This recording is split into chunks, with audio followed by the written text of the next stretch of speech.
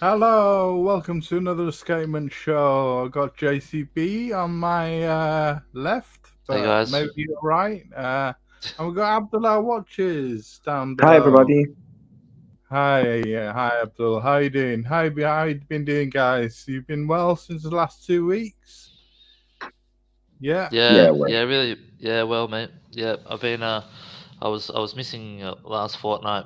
So it feels like it's been a month since I caught up with you guys, and I think actually it has been a month. yeah, uh, yeah, exactly. so We've been so seeing yeah, you. nah, all good, all good. Just doing the usual stuff. Just working away, family, and thinking about watches, which is what we always do. Yeah, good. Like to say hi to Turtle Knights. He says, "Welcome to the host." Thank you. Thanks, Turtle. Hello. Russell, my And friend, how you doing? Good to see Russell, you. I'll cheers you So, with Hey, a Russell. whiskey. Good to Mhm. see you, yeah, Russell. good to see you, Russell. So, JCB, you thought of a Yes. topic of skeletonized watches, and Yeah. you got a bit of a love for those, haven't you? Yeah. It's an interesting one because I don't own any skeleton watches, but I find that over the last couple of years, I've become really increasingly into them, right? And I think it's because, as you guys know, I'm a big chronograph fan, and that Mhm. sort of comes from liking to see a lot of stuff happening on the dial. And I guess the natural extension of that is when you just take the fucking dial away and you can get to see all the movement and you get to see all the mechanics. And, it's like, it's really interesting, I think. So I think, yeah, I'm just, increasingly when I see them, um, I'm like, they sort of pique my interest a lot. Now, that's not to say that I love all skeleton watches. I think they still have to look good, right? Like the finishing has to be quite Mhm. nice, and you don't want to see like just a Miyota movement sitting there staring back at you. You want to see something that's actually, got some nice work and got some interesting stuff going on. So I think that's sort of the problem, though, in a way, because all of that stuff is really it's bloody expensive, right? And we'll look at those. We'll have a look at some pieces and we'll talk about them. It's good that there are some alternatives and to the expensive stuff, and I've got a few examples of that, and I think Thomas, you'll have some as well. So Yeah. I just think it's a really interesting niche in the in the watch hobby. It seems to be a little bit Marmite as well. Like not everyone. It's sort of like a love it or hate it thing. I Yeah. feel like there's not much there's not many people who sit in between. Um, yeah, so that's sort of, I guess that's why I thought it'd be good for us to have a look at them and have a talk about them, and for you guys for all of us to sort of look at some pieces and just talk about skeletons, and whoever's in the chat can chime in and let us know your thoughts as well. If you like the pieces, if you don't like them, what skeleton pieces do you think are nice, and which ones do you hate, or do you think are overrated, or whatever. I thought it'd just be a good topic to pull up and have a look at some pieces and have a chat, because there's not really much Russell much saying sort of you had a hot shot of Miyota there. actually, yeah. I mean, I'm not a watch snob. I'm wearing an NH35 movement today, actually. So I'm not being a watch snob. What I'm the point obviously there is, with skeleton pieces, it's sort of you're looking into the movement, and I think you want to see some nice, some at least some hand finishing and some thought and attention which has gone into the piece, and that's what makes them interesting for me. Yeah, I mean, I've often wondered, the skeleton watch is just one of the latest fashions, or are they a flex for the manufacturers? Or is there a genuine interest in seeing watch mechanisms working away on the dial of a watch? And Yeah, that's a really good question, a good point, Thomas, because we'll have a look at the VC, the Vacheron Constantin perpetual Yeah. calendar, ultra thin, right? And that watch originally was not skeletonized, but when they skeletonized it, they actually, I think they changed a bit of the layout of the movement a little bit, and they did quite a lot of work to it to make it a visually appealing watch. So that was a bit of a flex for them. It definitely was a flex for them bringing out that piece. And I think when we're talking about AP, Vacheron, and Breguet, it's really, I feel like they're the top guys that are making the watches skeletonized at the moment. And yeah, sure, it's a flex. Why not? I mean, Yeah, yeah. that's The first skeleton watch was built by a Frenchman called André Charles Caron, who later in life became the resident clockmaker to the French King Louis XV. And André Charles Caron and his protege son-in-law Jean-Antoine Lepin realized that by revealing the intricate interlocking dials and cogs, customers became instantly entranced by the Frankensteinian nature of a watch and clock's construction. Um, Something about the exposed nudity, to say, of a mm, mechanism seemed captivating and elegantly enticing to reserved 18th century society. And the later years of the 20th century saw a re-emergence of the skeletonization of watches becoming fashionable with the likes of AP, Patek, and particularly brands like Hublot and Richard Mille. yeah, yeah. Who churn them out non-stop. You Well, I know, mean, big, Richard Mille watches, I believe, and I'm just making this up off the top of my head. Like, I believe that they're probably all skeleton or open work or whatever. yeah, It seems like yeah. they all are probably. So they became really fashionable watches with the mainstream icons in the sports and music worlds, which put the style of the watch in the public eye. And despite some of the sometimes gaudy perception, the skeleton watch has found a fandom among collectors because of the visual focus on mechanical mastery and the emphasis on the beauty of exhibitions and complex Yeah, craftsmanship. yeah. Well, that's You, it. I mean, a lot of us have exhibition case backs on our watch, and we love that, right? So exactly, yeah. why not have the exhibition on the front? Like, it just makes sense, right? Yeah, makes sense. Agree. Yeah, No, I think skeletonized watches is like for me, it's either I like the watch or I hate it. It's not yeah, something in the middle, like there are some models like the new Cartier Demain, the skeletonized. I really like it, yeah. but there are other watches that I can't even tell the time, so I'm not so keen about the watch itself. You know what I mean? Yeah. Hey Thomas, if you could just pull up Russell's last comment about the Chapek Rattrapant, because we're gonna that's Turtle Night. Russell, pull up Russell's one where he says, Yeah, um, he says Russell says the Chapek is a great dial side chrono, although not a skeleton. So that's a really interesting point, Russell, where you said that that's not a skeleton, and so I think there's probably even a little bit of a gray area or a bit of debate about what is a skeleton watch versus like what's an open work watch, perhaps. absolutely. Yeah. Yeah, so we've sort of taken a little bit of a broad view for this show. We've put sort of skeletons and open works into the same sort of category, where essentially what we're looking at is watches that don't have a main dial. They might have little bits of a dial floating around, but I think in my mind, at least anyway, when I think of a skeleton, um, it just doesn't have a main dial, if that makes sense. And we'll have a look at a few watches like for example, the Moser.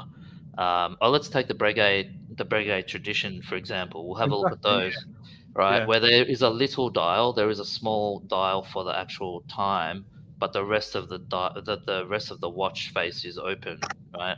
So I think whether you call it a skeleton or whether you call that an open work or whatever the hell you call it, I don't know. I mean, in my mind, I still throw it into that bucket of skeleton watches. So yeah, we're taking it. The one that seems to fascinate you and draw you in because of the movement. Yeah, that's a good that's point. right. Yeah, that's a good point because definition of a skeleton watch is different from person to person. Like I think a skeleton watch would be a watch either you could see the movement from the front side, or you can see through it. If you know what I mean. If you can see through the watch, or you can Yep. see the movement at least.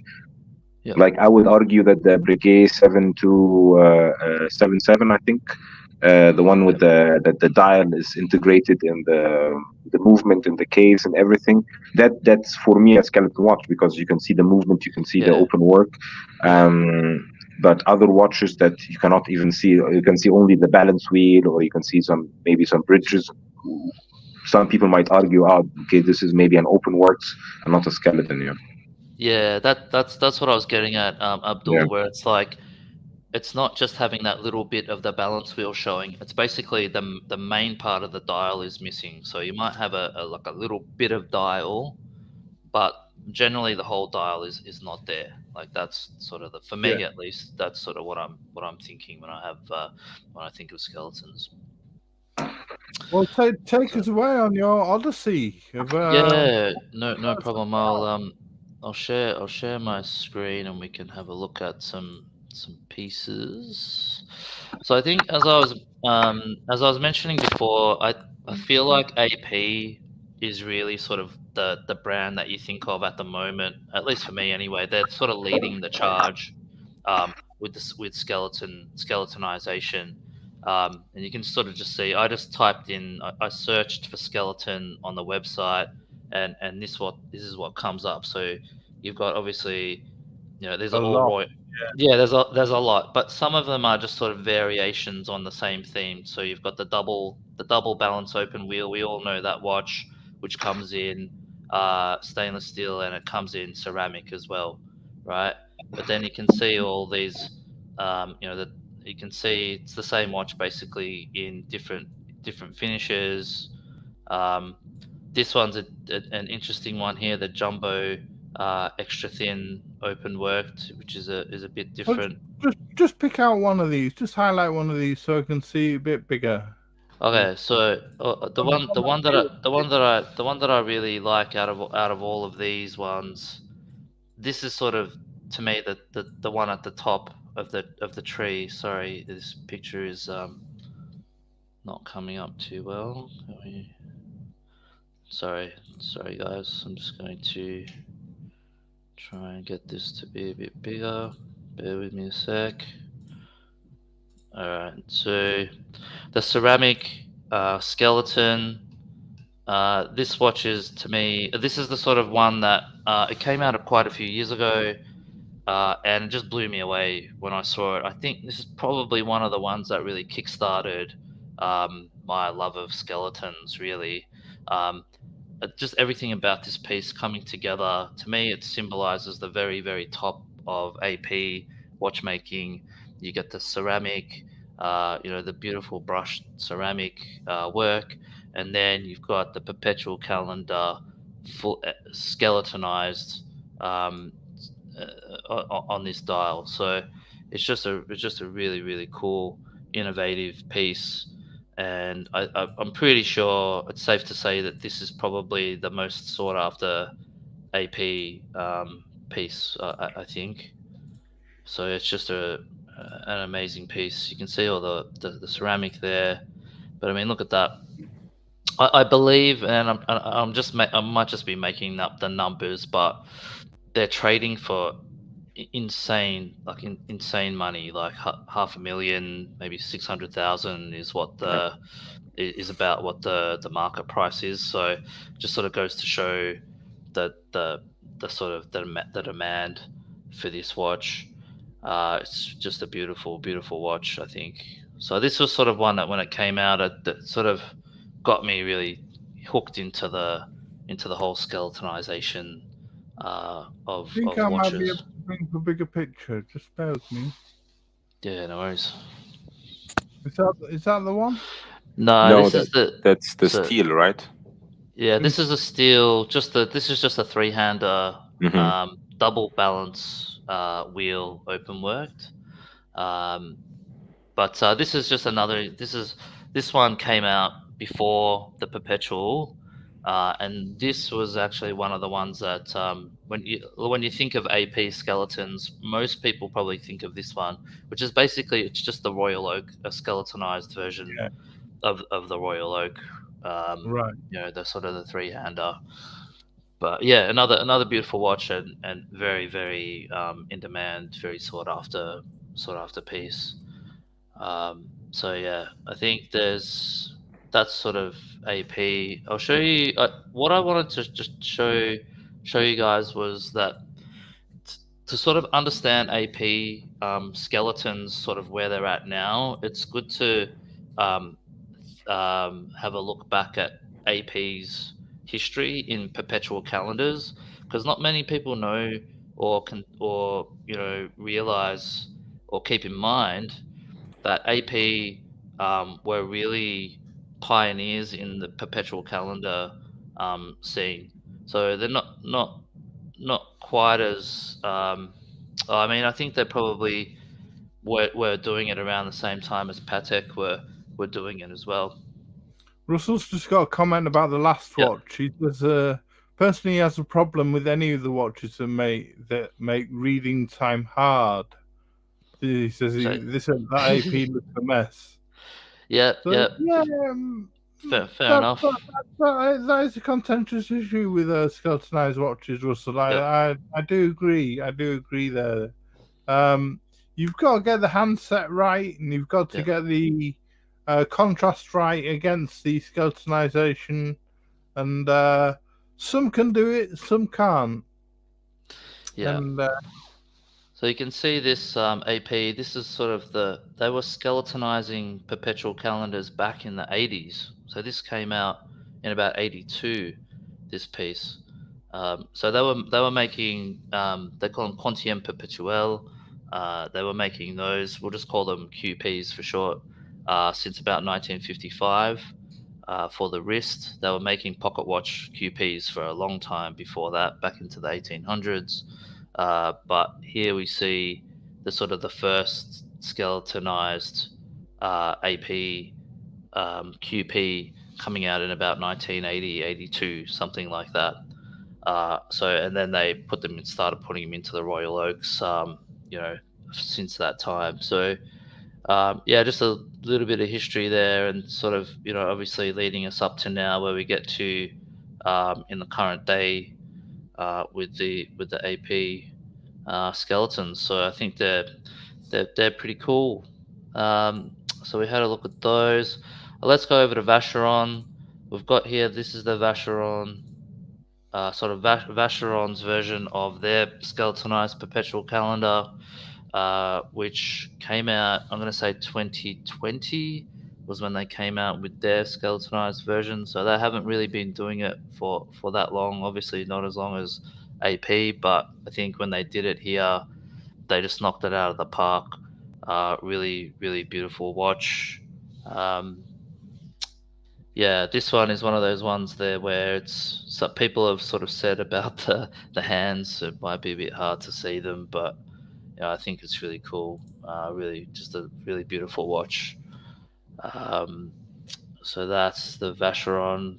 Again, really super expensive. Very hard to get pieces, I believe. Um, and then they brought out this one. I think this was just this year, actually, earlier in the year. So they brought out a version of the overseas skeletonized tourbillon version in titanium. So this is actually the first VC overseas that's in titanium, like full titanium with a bracelet and everything. And then right, they've got the skeleton tourbillon. So I mean, this is a really cool watch. This one, I love this piece. What do you guys think of the skeletonized Vacherons? Would you prefer like just the standard blue dial, or would you go for something like this? I think the perpetual calendar is, like Russell says, it's sometimes hard to when they put gold hands on a gold movement, it's hard to define it. And the perpetual calendar with the four subdials and the three Yeah. subdials moon phase, Yeah. it's a lot easier to read because Yeah. you get balance with the hands. If they'd put a different coloured handset on, Well, they do make it in white gold as well. Maybe I'll pull that one up in a sec. It might be a bit different, but if they maybe put a you're different saying handset on, yeah, different. Like Russell says, the blue dial one. Yeah, that's a killer. so beautiful. Yeah. Yeah. I think the perpetual calendar is gorgeous. I think it's spot on. Yeah. Really nice. Yeah, so that was what I was mentioning before, that What do that you think, piece. Abdul? What do you think? I have the same. I really like this watch in the blue dial, and that's why when I put both next to each other, I would choose the blue dial. Yep. The AP, actually, the one that you showed us before, the ceramic one, I would choose the ceramic because of the ceramic. The whole idea about having a black ceramic watch, perpetual calendar skeleton, it's just a concept, it's just the whole idea about it is so cool. And I like the white version. I think they have also a white ceramic version, which is quite nice. Yeah, I don't think that's a skeleton though. That one's just it's not skeleton, right? Yeah. Yeah, no. The skeleton's only in the black. In the black one, yeah. Yeah. Which would you prefer out of the AP ceramic and the Vacheron blue dial perpetual? Oh, I think I'll take the AP. Yeah. What about you, Thomas? I like the Vacheron. Yeah. The blue dial Vacheron. That's a cool watch. Yeah. Very cool. Yeah. So this one comes in white gold as well. If you don't want to go the full gold, like the in your face rose gold, you can go for the white gold as well, which looks really. The rose gold. I think the rose gold Vacheron looks gorgeous. Yeah, the thing is, I mean, with these ones as well, when you chuck them on the rubber and the leather strap, here you go. Have a look at that. Have a look at all that work that's going on there. Amazing. Yeah, really cool. I think on a blue rubber strap that would look really cool. Really, really nice. It would. Hi, Chili Badger. Hey, Chili. Hey, Chili Badger. He says, "Good day to everybody in the wacky watch world." Trying to get a picture of it on the rubber strap. They don't have one here. Let's have a look. Nah, I don't think so. So this is another Vacheron. I think it's if you don't want to go the full perpetual calendar treatment, you can go for this one. I just love how Vacheron do the work on their movements. Just really, really beautiful craftsmanship that goes into these watches. Amazing. That's in titanium. Look at that rotor. Yeah, so This is full titanium. Yeah, this is the only full titanium watch that Vacheron makes at the moment. So it's got a round rotor. Yeah, it does. Yeah, really peripheral cool. rotor. Yeah. Yeah, peripheral rotor. It also, they do a rose gold in this one, and they do this titanium one. So this titanium cool one piece. looks really nice. Yeah. If you're interested in if you want to see a bit more about it, there's a guy called Watch Advisor on YouTube who has got a good video on channel. these two. Great channel. Yeah, he's got a cool channel. Yeah. Moving on to Breguet, I mentioned before. Breguet, I think one of the. Hi, Marcelo. Good to see you. Hello. So I sort of feel like AP and now Vacheron is sort of coming up, but AP and Breguet are probably the two sort of main. The Breguet traditions I absolutely love. Yeah, I really do love them. I'll just pick this one here. This is the 7597. So this has the retrograde date, and with the blue, it's just a really, really cool watch. I think beautiful piece. Yeah, really nice. Really, really nice. With the date at the bottom, like you say. Yeah. Now, would you call this open? This is more open work Yeah. now, yes, isn't it? As opposed to skeleton. Yeah, this is exactly what I was mentioning before, Tom. You know, like for me, this briquet is a skeletonized because the movement, the case back, everything is integrated to the dial, right? So you have the dial integrated on the movement, integrated with the case back. Everything is together, even though it's not see through, so you cannot see through it, but you see everything that you should see, right? Yeah. Yeah, but open case backs are the way we're used to admiring a watch movement. So why not the front? I mean, Mm-hmm. yeah, I mean, flip it around. You know, flip the coin over and let's admire it from the front. You know, it's Yeah. you know, I don't see that as a problem really. I mean, Yeah. skeletonization seems to be everywhere, and if Yeah. not the front, why not? Yeah, that's right, 100%. Just shout out to Bobby Legs as well, joining us in the chat. Morning, Bobby. I Good wanted, morning. I think, see, the thing is, I was getting to, we were sort of, we were defining it before and discussing it, and I was saying, well, it shouldn't have a dial, but here you can see this watch actually has a dial, like, but it's a really small one. So I'm like, Sure. in my head, it's like it's still a skeleton because you get to see the movement, as Abdul was saying. It's all sort of, this watch is designed for you to see the movement. It's designed as from the ground up as an open work sort of watch. So I sort of put it definitely into the skeleton / open work category. I don't think there's any denial. You can't really deny that with this piece. So yeah, that's that. There's an interesting one here, which is a platinum version, the Breguet Classique Tourbillon Squelette. And this one here, I just wanted to bring this one up quickly because you can see how much work they've put into this watch. This is just an example of, I mean, have a look at that, all the hand finishing and engraving on the piece. Absolutely That's mental. the tourbillon, yeah. Yeah, and this one, as Abdul was saying, was sort of more, you can see through. You can actually see through the watch on this one. So this is an example of Breguet sort of at its finest, doing that skeletonization work. You know, they're the masters, really, I think, and or one of the masters anyway, and they're doing great stuff. So And Russell's saying about the Breguet Classic, the tradition, sorry, the dial makes it work for eligibility. 100%, yeah, Good point. 100%. Good point, Yeah, yeah. well, yeah. Well, obviously, yeah. That's why they have it in there, and you can see here, Russell. I mean, this one doesn't have the dial, and where are the hands? Like, it's hard to, you know, this one here, because those small Breguet dials, they're so small, and the hands are so small, they're gonna get lost. Whereas, like on those APs and the Vacherons we were looking at before, they've got, obviously the hands are a lot bigger because they go to the whole dial. This one here, you need a bloody magnifying glass. It's like they should put a cyclops over the whole dial part of the watch.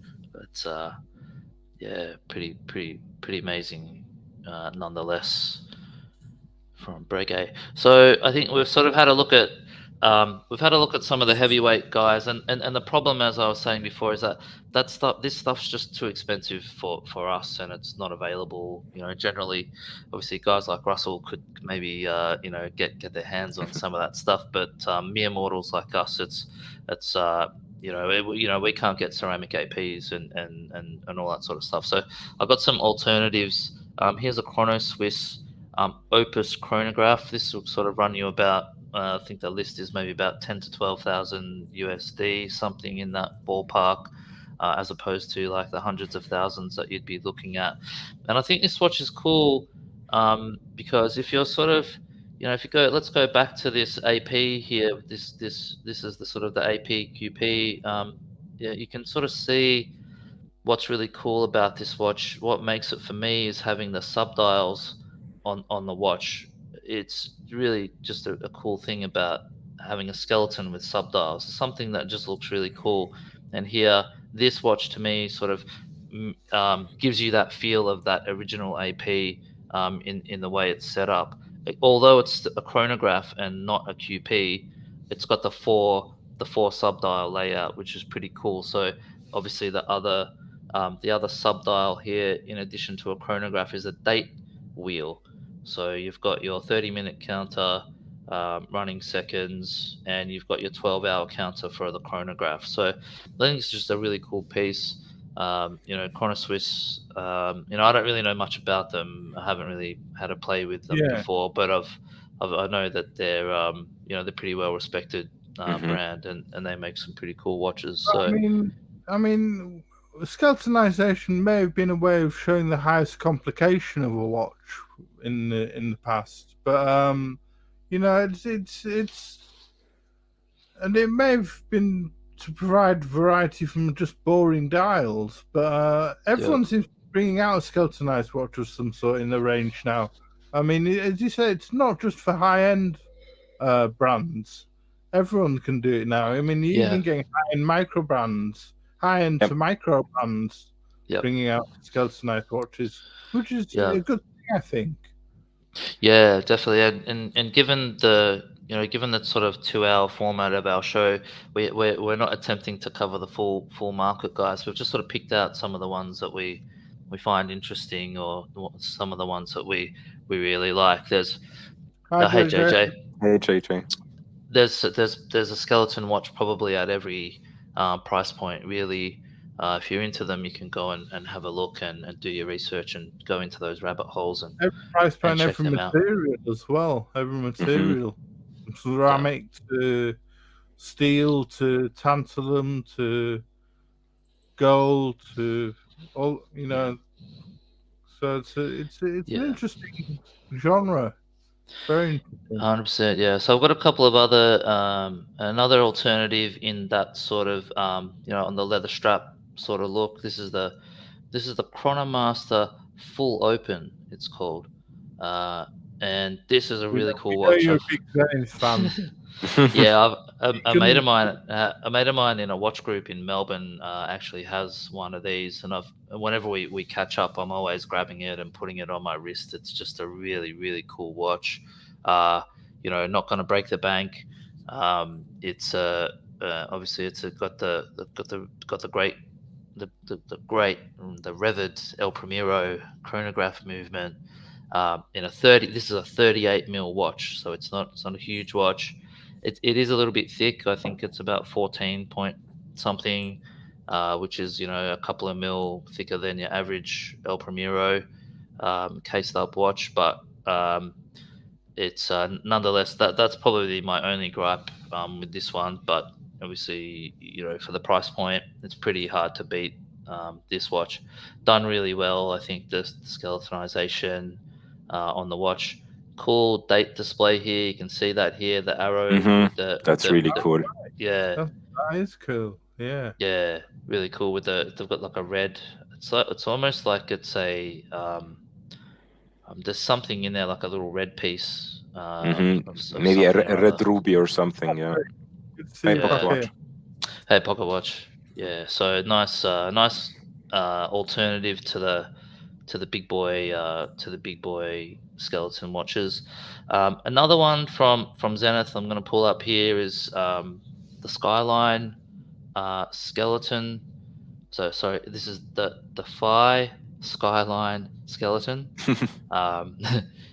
Now this is so we had a look at some strap alternatives. This is giving you your integrated bracelet alternative to those sort of those AP ceramics and the Vacheron sort of. I think those watches cost mega bucks here. Something this is would be I think in the region of about US 10,000, something like that. The list price, you could obviously get a bit of a bit of a discount, and it also comes in ceramic as well. Okay, yep. So the Phi 21 Extreme Chile, yep, that's a cool piece. Maybe we'll have a look at that. We'll bring one up a bit later. So Zenith, I was thinking, Thomas and I were having a chat before the show about sort of lower or mid-tier brands that do skeletons, and there's not that many actually. Zenith is really has embraced it, and they're bringing out a lot of skeletonized watches. So if you're into it, have a look into the catalog, and I'm sure there's something that you can find there. Interesting thing about this watch though is that the previous version was done in titanium. So the Defy Classic skeleton was a titanium piece, but for this one they went to stainless steel. So they got rid of the Defy Classic and they've gone to the Defy Skyline, and they've gone to stainless steel for this watch, which I sort of feel like it's a bit of a backward step, to be honest, because the titanium watch was really light and it just wore so light on the wrist. It felt really great. I haven't had this one on wrist, but obviously it's stainless. It'll probably have a little bit more heft to it. And there's not much of not too much of a disadvantage being stainless steel, but I just think it's interesting that they decided to go with stainless steel for that one. So there's another alternative to that integrated bracelet look. That's nice. Yeah, that's nice. Yeah, this is the Gerard Perregaux, a Laureato skeleton. This watch has been. I can actually see the hands on that because they're lean. Exactly. Yeah. It really makes a difference. Really makes a difference. Yeah, and I believe also, Thomas, that they're a little bit thicker as well on this one than the regular Laureato. If you see them side by side, something about it, they look thicker. I reckon they made them a bit thicker on this watch. I can't be, it's not a fact. I'm not sure, but I reckon just when you see them, that's part of the legibility. They actually made it more legible by making the hands thicker, I reckon. But when you see this watch in the metal, the work that's gone into this watch, unbelievable finishing. This is probably, I think, at least on the secondary market, you don't want to buy this watch new. Buy it on the secondary, and you're getting a bargain, in my opinion. Yeah. Really cool watch. They've done a lot of work to the movement. It's finished really well. Getting a beautiful, it's a high horology piece, in my opinion. Skeleton watch at a fraction of the price of what one of those APs would cost you. Yeah. So yeah, good alternative. Yeah, I feel skeleton watches is like the trend in supercars or hypercars, where you have a supercar and then they have the same supercar but 100 kilograms lighter because they took all out the unnecessary parts just to make it faster, more sporty, right? But if you take out let's say the cup holder, okay, everybody drinks while they're driving. Okay, that's for me like putting lume on the hands on skeleton watch, right? You have a cup holder, you can put your a flask of water or a cup of coffee, and it makes it much more, let's say, usable, in my opinion. Yeah, and also saying that the GP Laureato is a great piece from a great brand. Yeah, really underrated. Like, it's criminally underrated. I just don't understand why people haven't jumped onto this brand, and in particular these skeleton watches. I think on a couple of months ago, I brought up the ceramic version of this as being one of the most underrated sort of watches. I think we were talking about underrated pieces, and I picked the ceramic one of this, but here we're talking about the steel. They're just so underrated. Like, people just haven't got onto them, and these tank on the secondary because of it. So it's good for guys. If you're into it, go and have a look at the market. You can pick up a good bargain, So that's the GP. Yeah, look at that work. Look at that. I mean, it's just the finishing that they've done. That's what I mean. It's just they did it really well. All right, let's get up to these guys. MB&F, one of my favorite brands. They're probably actually my favorite brand. And I've picked out here the Legacy Machine, Perpetual. This is the latest and greatest one, or maybe not the greatest, but the latest one they produced this year for the first time in stainless steel. They've always been precious metal or palladium, but they brought out the stainless steel one with a salmon dial this year, and this probably one of my favorite watches going around at the moment. Absolute banger of a piece. I love MB&F and the Legacy machine. Yeah, I mean, but it's just more open works on both sides. Do you think it doesn't seem to be fully skeletonized, does it? It seems to be more open work. This one. Yeah, I think so. I mean, as I was saying before, Thomas, like in my head, it's mate. I don't really know the difference. Open work, skeleton. It's just for most MB&Fs are just, to me, they fall into the skeleton bracket, bucket, or however you want to define it. They've got that little dial, and these little sub dials. You need to see those obviously for the calendar function, but whatever you call it, maybe open work it might fall into. I don't know, whatever. Yeah, this is another thing, like especially in this one, at the center pinion you have the balance wheel, right? So just because you have the balance wheels there, and all the gears are on the back, so basically you could see every movement, let's say, of the heart is beating of the watch. So that, does this make it a skeleton, or does this make it an open work, right? It's pretty like it's a thin line. You could argue both ways, right? Now I know Russell's got the beautiful Moser Legacy machine, the Moser MB&F. The Moser MB&F, yeah. What's your opinion on this one, Russell? Would you go full open works, or are you not a fan?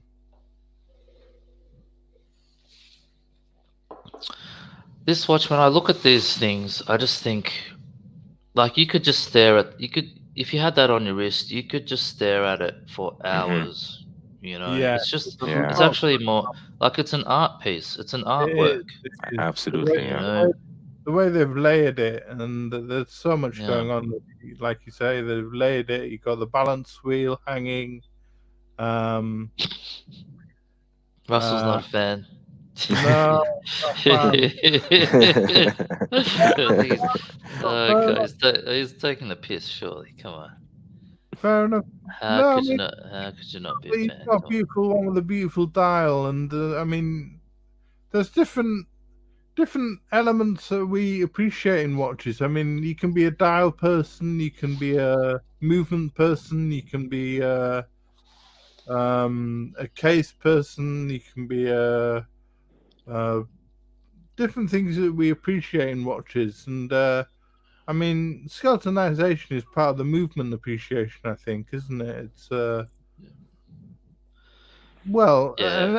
element of movement appreciation, I think. It's but like the picture you just showed, there's a lot of layers going on in that. Yeah, this one here, it's amazing. Absolutely amazing. These are big money pieces, like something crazy, 300 grand or something like that. So it's out of reach for me, unfortunately. But on the list for winning Powerball, this is probably right up there, I think. You got the calendar, all the different subdials for the calendar going on, and that's what fascinating.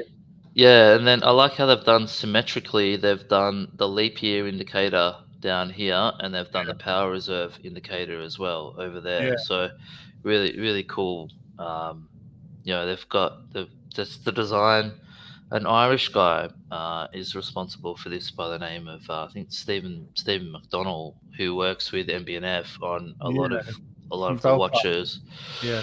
And he must be a genius or something, because we're gonna move on from that one over to this one. We'll have a look at this one quickly. It's sort of in a similar vein, but this is the MB&F sequential Evo, and sequential being sequential chronographs. So this watch has 2 chronographs that you can run independently of each other, or they can be run sequentially as well.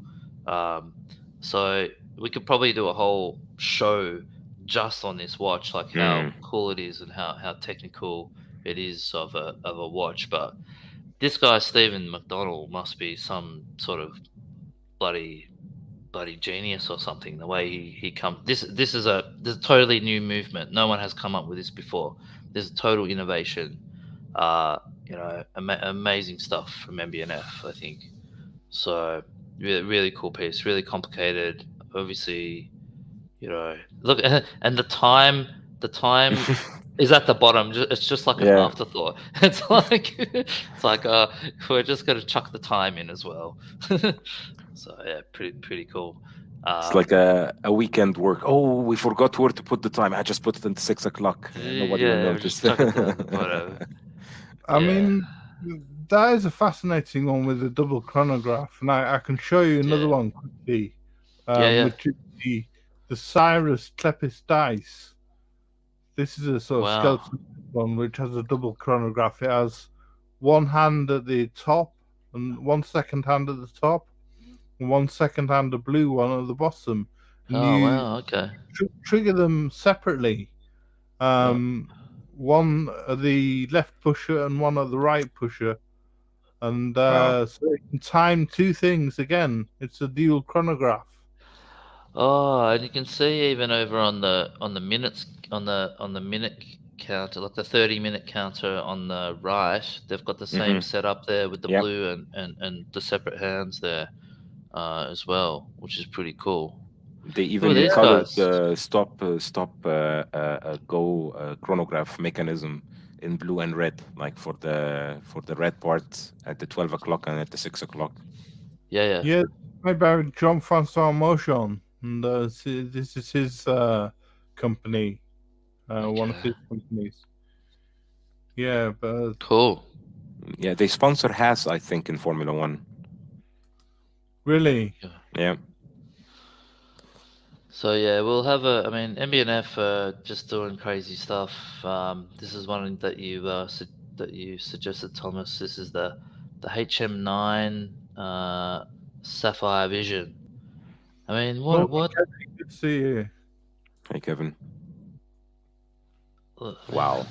Look at this stuff. I mean, this is why I love these guys. I mean, they're artists, you know. They're just artists more than. That is a skeletonized watch. That is a skeletonized. Yeah, that's a Da Vinci painting on the wrist. Yeah, that's crazy. Yeah, so look, we've probably talked about MB&F enough. We should probably do a whole show just one day on MB&F. Yeah, agree. Yeah.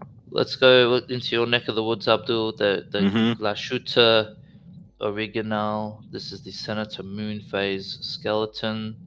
I didn't really know about this one. Thomas suggested we have a look at this one. All white gold. There's a white gold Senator version with moon phase. What do you guys think of this one? I'm just trying. Yeah, interesting. I mean, they've chucked some moon phase in there, and you got the power reserve, and it's got the small seconds at the bottom. Is it small seconds or days? Is it? Seconds. Small seconds. Yeah. I mean, this is subtly doing skeletonized. It's got things to cover up the skeletonization, like the moon phase and the power reserve. So it's you're getting a bit more readability on the dial, I think, with the it's got blued hands as well. So it's a bit more readable against the gold movement, you know, and the gold of the movement.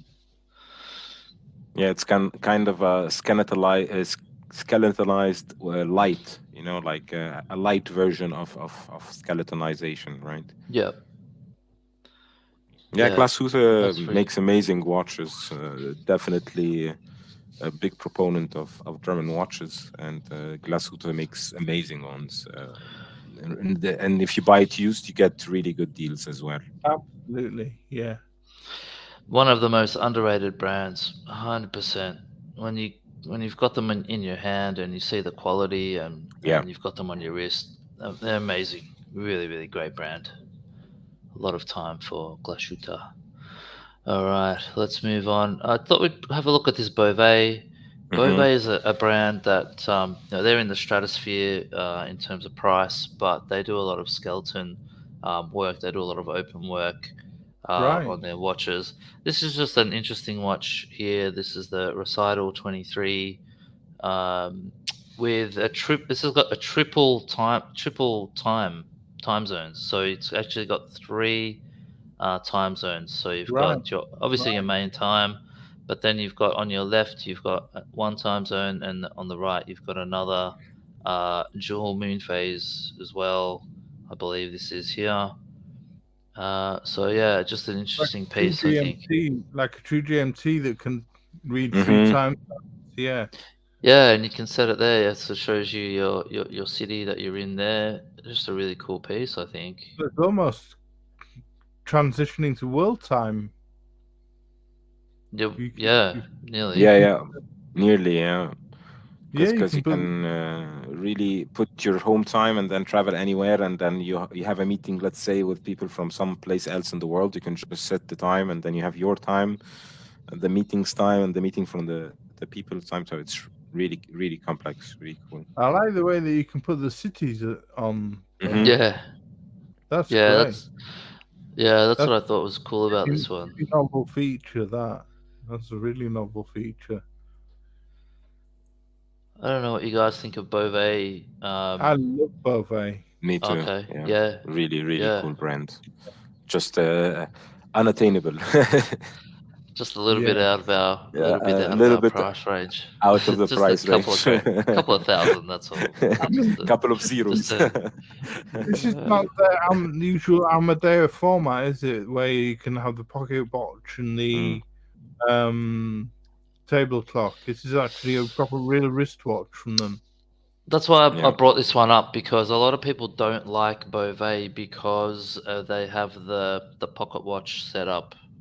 And they have the the lugs at the top that are a bit weird. This is actually just a standard wristwatch.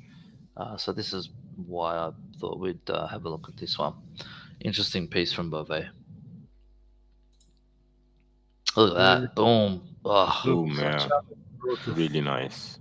I don't know what the price on this one is. I'm too afraid to have a look at it. So I wouldn't look on the price as well. Just don't ruin it. Jumping over to Jean, we've got this guy here. This is the, what are we calling this, Thomas? This is the Quantium. This is the. Bear with me. Repetition souveraine. Jean Repetition Souverain. Yeah. The Repetition Souverain.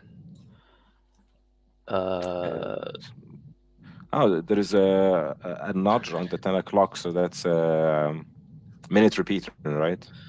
Yeah. Yep. Yeah, it's absolutely phenomenal. This one, this one, I really like. Yeah, especially if you're getting a minute repeater skeletonized, is perfect because you can see the gong hitting the case.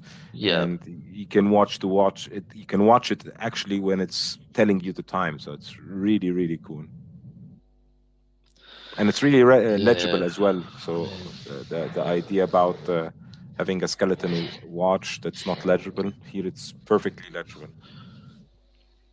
Yeah, it is, isn't it? Yeah, those blued hands. Blued hands. The numerals are visible. Do we know? Is this like a brass movement or rose gold movement or something, Thomas? Do we know? Let's have a look. So, because I know that's what they do. They make movements out of crazy material, right? Look at that. That's a stunning piece, man. Movement is so really nice. piece. Yeah. Depends when it was released. Wow.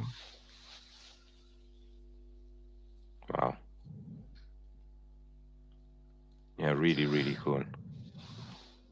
I've never had the privilege of handling a Joan before. Me neither. Me neither.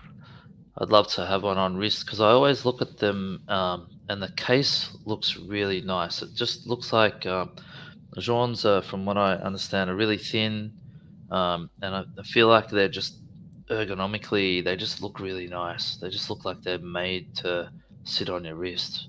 Hmm. I reckon that's probably part of the appeal of Jean, is that they're just so nice and thin, and you know, just look great on your wrist. I reckon. Stunning piece. What else we got? I think. that was the picture I got of it with a close up. Yeah. Just amazing, I thought. Really, And just, Yeah. to integrate the crystal in the legibility of the watch, that's master craftsmanship. Yeah. there's a few brands that are doing the sapphire dials, like Zeitwinkel's another one, another German Mhm. brand you might know, Abdul. Yeah. They're doing sort of skeletonized movements under a sapphire dial, which they're doing really nice stuff. But this one's amazing, I think. And again, the blued hands really help the legibility. Really Yeah. is the legibility. Really, really, really nice. Sorry, JCB, I was just No problem, man. No problem. No, it's cool. I think that's a great piece. We had this one here, and this is the Yeah. 5181R. Yeah. This is probably not really my cup of tea. This one, that seems like it's a bit more of a dainty sort of a. I saw this at Watches and Wonders, and it's a looks like an old man's sort of Yeah. refined, sort of dress watch. Yeah. When I look at this, I actually feel like this would be. I would have it like hanging up on my wall or something. Like it belongs in a museum or something like that. It's that type of watch. Russell's saying about the Jean. Lovely Jean, but totally flawed design. Same hammer for hours and minutes. That'll be for the mini repeater. They're saying that the sound will be different. You usually have two hammers, don't you? One for the hour and one for the minutes. The gong. The hammers on the gong. So same hammer for the hours and the minutes. Well, I think what Russell's getting at is that, like, sonically, it'll sound the same because it's the same hammer. Like when you have the different hammers, they're tuned to have a slightly different sound, so you can pick up the difference between what's the hours and what's the minutes, right? So if it's the same one, then it's just going to be like just this bloody cacophony of sounds, and you have to try and figure out what it is. Yeah. Ding, ding, ding. Yeah. So maybe different speed or something. Yeah. Usually have a ding, ding, ding. Yeah. That's right. Yeah, it's slightly different. So what's going on here? This is look how thin that thing is, though. Wow. Yeah. That's crazy. It is a thin watch. To me, that's what I was getting at before with the Jean. Sort of what I feel like you're paying for with these upper level watches and even things like the Vacheron and the AP. They're called ultra thins. They're thin, so you're getting these. Well, this is not really like a perpetual or anything, but there's something about thinness in my mind that is really cool. As I'm getting more into watches, I can appreciate thin watches. Yeah, definitely. Yeah, I can always appreciate watchmakers doing more with less. Like if you're taking less space, if you're taking less volume inside the watch and delivering complications, delivering the same function of a thicker, bigger watch. Yeah, I appreciate that a lot. Yeah, of the watch.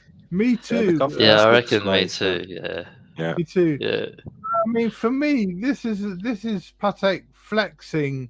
They can do a skeletonized movement. The design is flawed a bit here.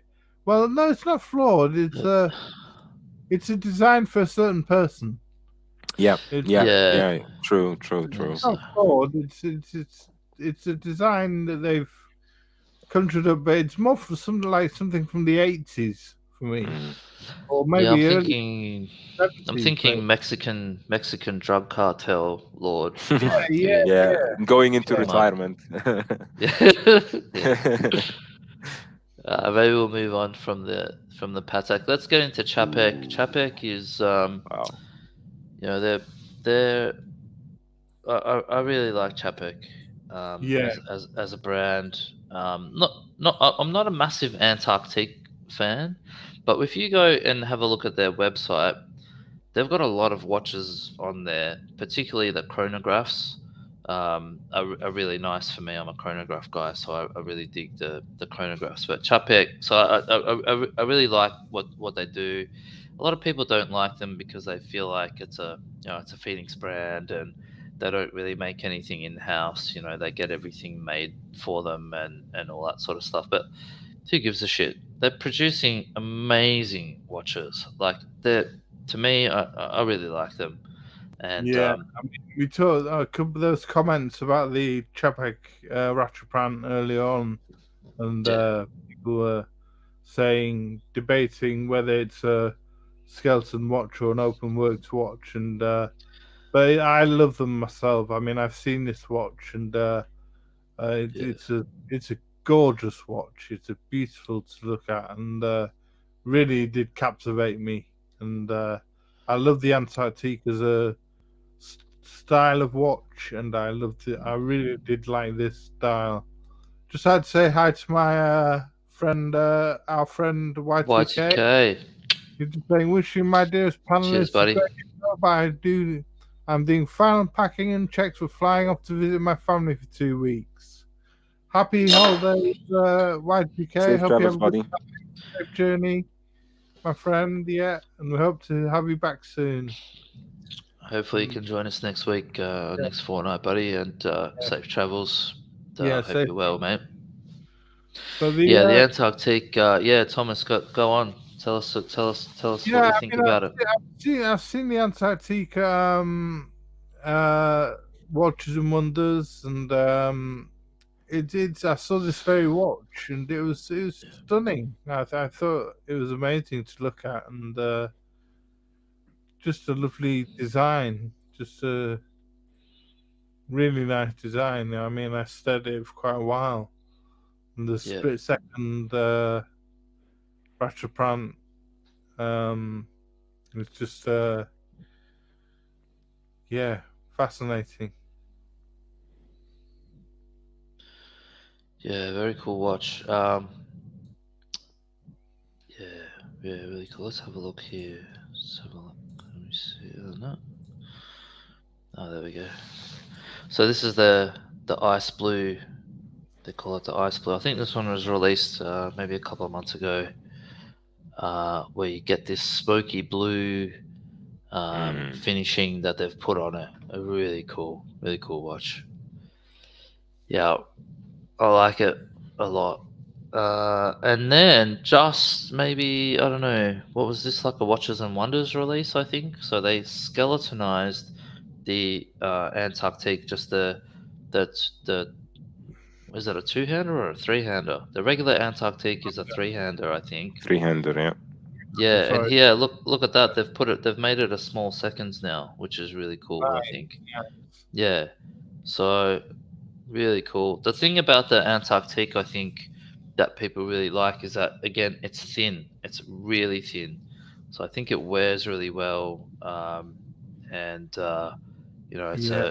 ergonomically, it's a nice package.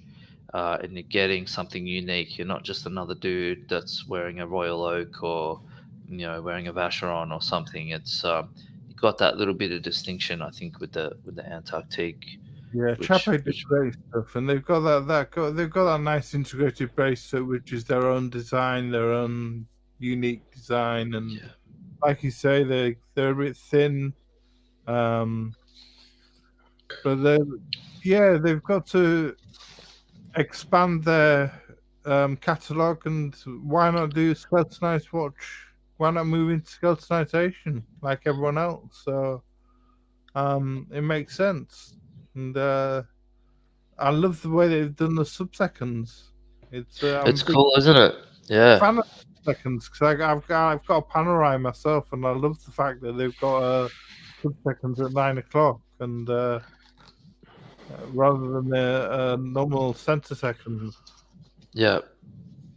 Yeah, to Big- me that's there's a lot to be said for small seconds, I think, on a watch, because like think of Calatravas, right? Like imagine if a Calatrava just was a three-hander, but it would just be so boring. The fact that you just put that little sub dial on for the seconds, it just makes a huge difference. It's not a massive thing, but just having that little sub dial on there, small seconds.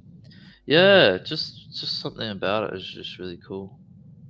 I think so. I think this is another cool piece from Chapek. Let's get on to this guy, Thomas. I know this is one of your you're a really big fan of this one, and Yeah, the constant force. Yeah, the 1 minute tourbillon by Grand Seiko. Grand Seiko. Fascinating piece. I saw this at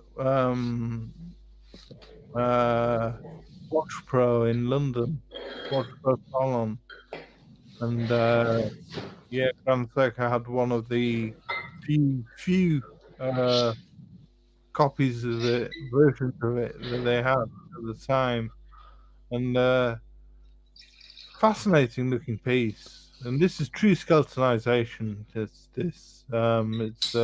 you can see right through the watch. Yeah. See, Big price tag on this thing as well. I was reading it's like big price tag. it's like three or 400,000 US. It's fucking ridiculous. I think limited edition to maybe 20 or 25 pieces. It was something like 25 pieces, I think, at the time. Yeah. But yeah, I love this watch. Amazing. This sums up everything for me about skeletons. You know, it's so technical, but it's sort of got this beauty at the same time. You know, the tourbillon. It's just amazing watch. Just bring up a bigger picture there so you can see the skeletonization. Yeah.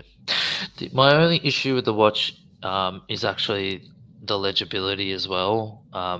In this render, you can't really tell, but when you see the live pics, a lot of the finishing is actually the same, and the hands tend to just blend into. That they sort of just tend to blend in. They're a bit hard to see. That's my only gripe. That's my only issue with the watch. Otherwise, it's just it's cool. Yeah, I think there are two school of thoughts maybe on skeleton, at least from what I noticed, is that you either have a monotone hands that matches the case, the movement, everything, or you have some kind of blued hands, loomed hands, some kind of something that gives you the hands pop up, right? You can see. Yeah, but I totally agree with you on this point. Maybe somebody else likes it like this, right? They like it that everything is monotone and legibility is not a big issue for them. But for me, I agree with you. I like to have the hands some kind of other color, some loom, some other finish that just gives me this feeling of, okay, I can read the time easily. I agree. Yeah, definitely. Yeah. But the fact that, I mean, it was in a case at not World Time. Hey Thomas, sorry Thomas, share my screen, and I've just got some video going. Yeah. Yeah, it was in a case, and you could see through the back of it, you could see through the front of it, and it was quite fantastic to be able to see it from both sides, from the back and the front, and just to see, like in the video, you can see all the elements inside it from both sides. Oh, it's amazing. Amazing. I just wish they had have made some of the something pop out a little bit, like the finishing and the color scheme is all it's all very monotone. it's yeah, monotone. It's all homogeneous. It's very much the same. When you look at it, they needed to have a little bit of contrast somewhere. Hi, Grace. So he says Fuck. that the lugs look like dirt and mud on the DS. Yeah. Oh man, look at that. Fuck, that thing is insane. No, I'm just gonna pause it there. I'm just gonna pause that there. I mean, I can see where the money is going. Okay, well, maybe not that much, but you can see like this is a special piece, really special watch. Yeah, but I agree with Abdul. The handset, I appreciate a different coloured handset, but for this watch, I can see why they've gone with the same coloured hands because it's running with the theme. Yeah. Okay. What's cool here is you can see the jewels give these little pops of color. Yeah. Through the watch. That's sort of, and there's a big one there, so that's sort of cool. Yeah, and the way the tourbillon ticks to the second as well, so it's a 60-second tourbillon. Yeah. So it actually ticks every second. Oh, look at that! Look at that! Far out, man. This watch is mental. Yeah. This thing is absolutely mental. Russell, what do you reckon? What do you reckon, man? Would you get one? Would you shell out 300k? Let us know. I know that Jonathan Gwell Higgins is a big Grand Takeoff fan. I don't know what he thinks of this Kodo Constant Force, but I'm not sure whether Russell's such a Grand Takeoff fan. But I mean, whatever brand it is, just look at this thing as an object. As a work of art. It's insane. Yeah, it's amazing. I feel like the issue with a lot of us is that we let's say we encourage or we support watch brands like football clubs, right? Like, oh, I support Arsenal, I hate Chelsea, I hate Tottenham. So for me, watches are watches. So I could like one watch from one brand, but I could hate the other, right? That's a very good analogy, Abdul. But people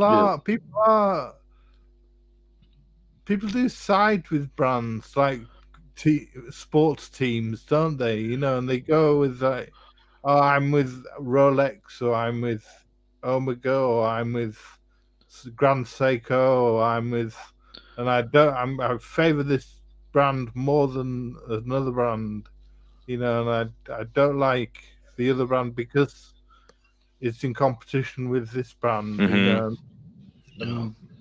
and I'm like you know, I appreciate all watches, you know. I don't think that, you know, you should say, oh, it's part of the Richmond group or it's part of the Swatch group, therefore it's no good, or it's not an independent, or I'm a big fan of all watches myself. And I think, you know, that's what we try and do on this show, is look at all watches. Let's see what Russell says. No, Grand Seiko fan at that price. How do you guys categorize the UN freak? The outside movement or the actual movement acting as the hand? Yeah, I think we've got a freak coming up. Yeah, we've got a freak coming up, Russell. I think. Let me see. Maybe, maybe not. Yeah, maybe we'll bring one up though. We'll bring one up maybe a bit later. Good point, because that's like the definition what we said before, right? You can see the movement, you can see the how it ticks, and everything is on the dial side up. So yeah, we could look at it. Yeah, that's really interesting. Yeah, how do we categorize it? I don't know. It's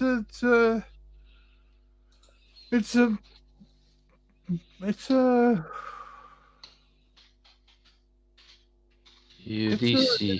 watch which uses the hands. The movement is part of the hands, isn't it? is it's a rotating movement, so it's hard to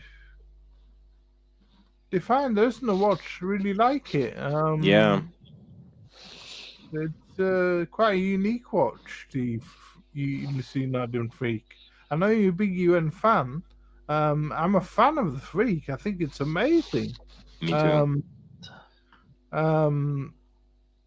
Yeah, I mean, here, this is the Freak X, is it, with the crown? Mm-hmm. I think so, yeah. Man, this website, what the? The normal Yeah, Freak. It's like, man, it's fucking with my head. What the hell? It could create some kind of epilepsy. Yeah, yeah. Have a crown. The normal Freak doesn't have a crown. The original Freak didn't have a crown, but the Yeah, Freak have a Yeah. The crown. Freak S, I think. Maybe? From the bezel, yeah, the bezel Oh, no, system. that's limited edition. Yeah. Yeah, I think my favorite was the original one, which was I think 40.5 or maybe 41, something like that. It was a little bit wearable size, because the newer ones are all really big. And wow, 37. Wow, yeah. I suppose you could call this partially skeletonized. Yeah. Let's just have a look at this guy.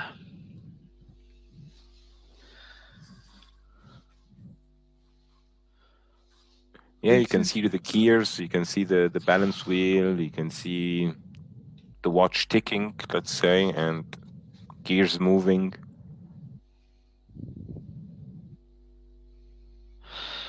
Yeah, I don't know what I would call this. The majority of the movement is on the hand, so all the escapement is on the hand, isn't it? Yeah. You know, so it's a good question, that, Russell. Yeah, that's why they called it the Freak, right? Because it's it's not a skeleton, but it's not normal. It's its own thing, yeah. Yeah. Yeah, it's 100% its own thing. All right. Well, I think we're moving on to Cartier, I think. And this is your wheelhouse, Abdul. This is the stuff that you like. I've pulled up. Yeah.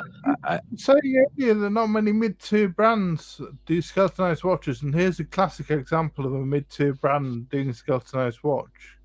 Yeah. Sorry, Abdul.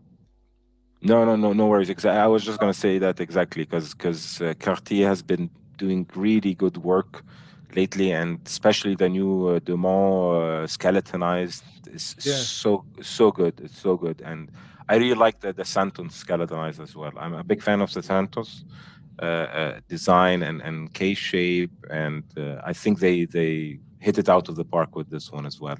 Really well made. I even visited a Cartier boutique last month. No, it's the start of this month actually in Venice, Italy.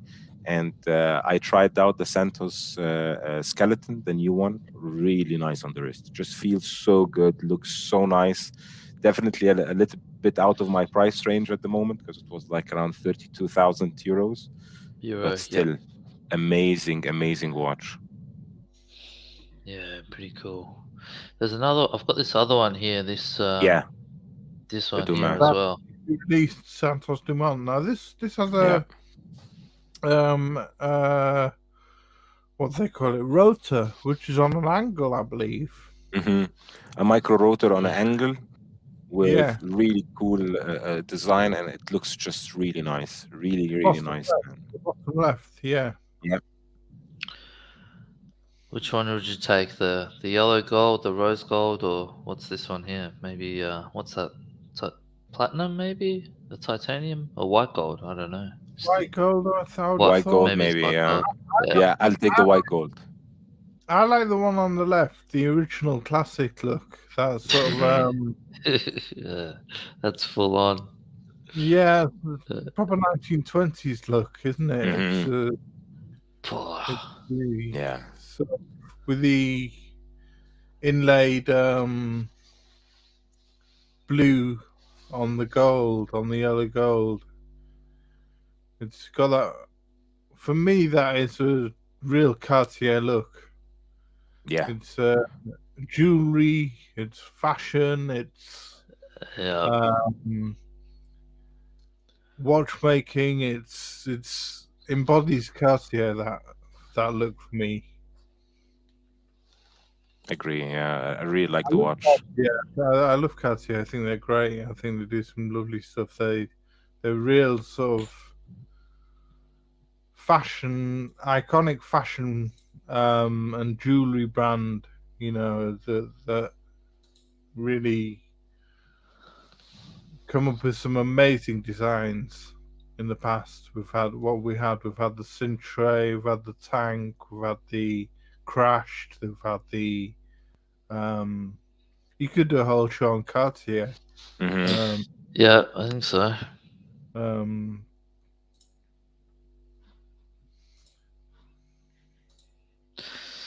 What do we got here? Well, let's move on. We've got some Panerai. Yeah, that's the one I'm talking about, Russell. Yeah, that's the 40.5 right. You're right about the Freak. With crown. Russell. It's not a Freak with a crown. It's originally without a crown. The Freak X, that was the one that added the crown, wasn't it? Yeah. Yeah, I saw these Watches and Wonders, and these were ridiculous. I thought they were a bit mad. This was the Panerai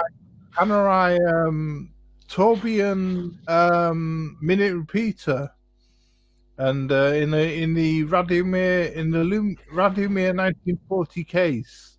Yeah. Yeah. It's bonkers. I mean, totally. It sounded absolutely gorgeous, the chime, because I listened to the chime and it sounded really, really nice. You know, I didn't know about this watch, Thomas, but when you sent it to me, or when we had that list and I looked it up, I was looking at this watch going, I really like it. This is a cool piece. For Panerai to be getting into the, you know, for me, I felt it was Panerai getting out of their depth.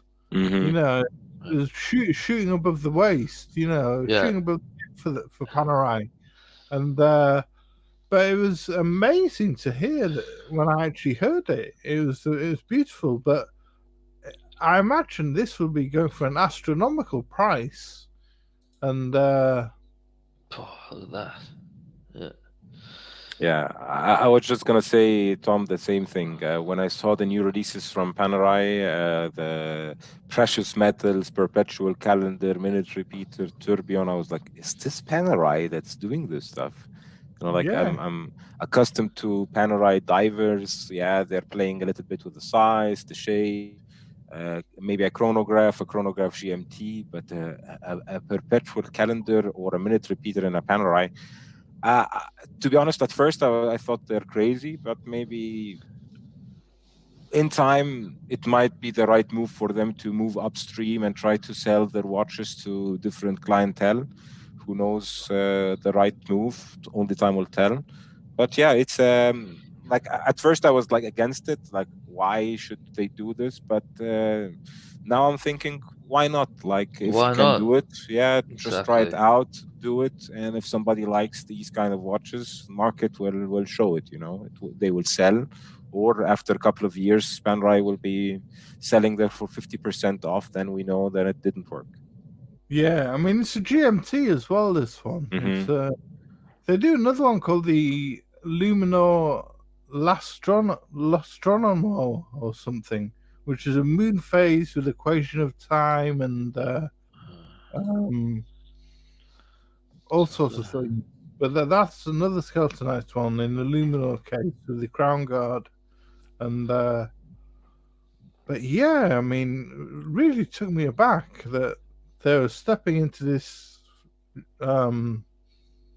sort of zone of ultra high complications, and it made me wonder who were doing these complications with Panerai, because I love Panerai myself. I mean, as I said, I've got one, and but they seem to be made a bit of a mockery of Panerai. You know, people seem to have stepped back and sort of said, "Oh, Panerai, they're a one-trick pony." You know, they make a watch with a crown guard, and they use ETA movements, and or these Rolex movements start off with, and then when they bandwagon started again in the 90s and 2000, they used DTA, and that's the only one that'll hold the value. And people just talk about value retention, and but they are trying to get on their feet again. I mean, they've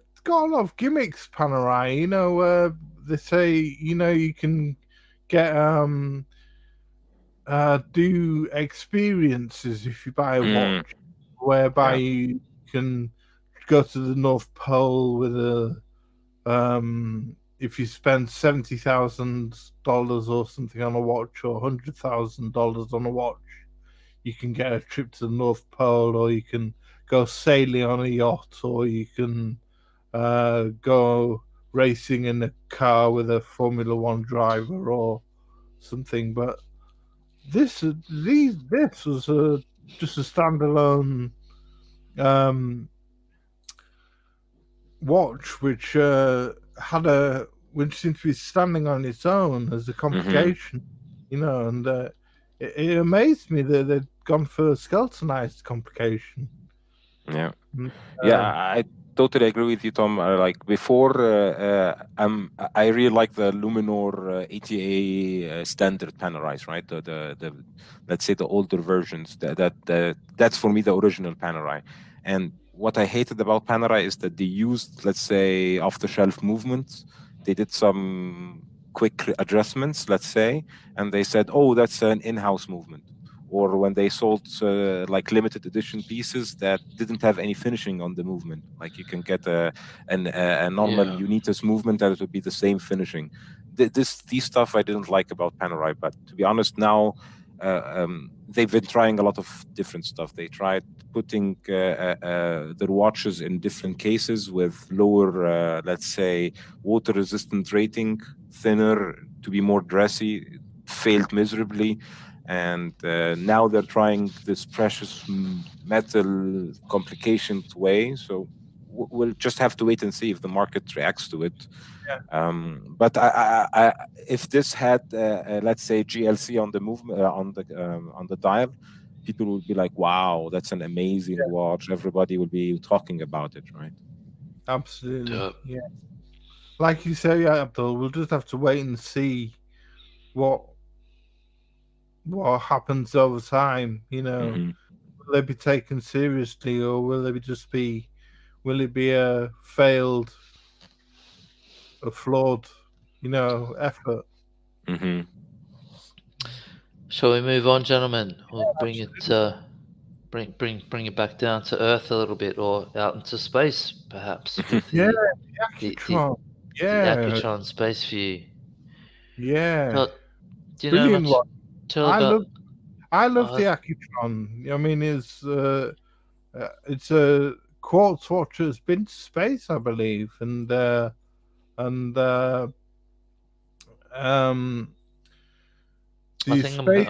think I'll pick one of these up, Thomas. The Space View is a great one, and it doesn't traditionally look like that. There we go. That's the more modern iteration of it, I think. The Space View. But yeah, the tuning fork mechanism from Accutron is renowned, and it really is the original. Really is a skeletonized looking piece, skeletonized quartz piece. You can see all the quartz movements, and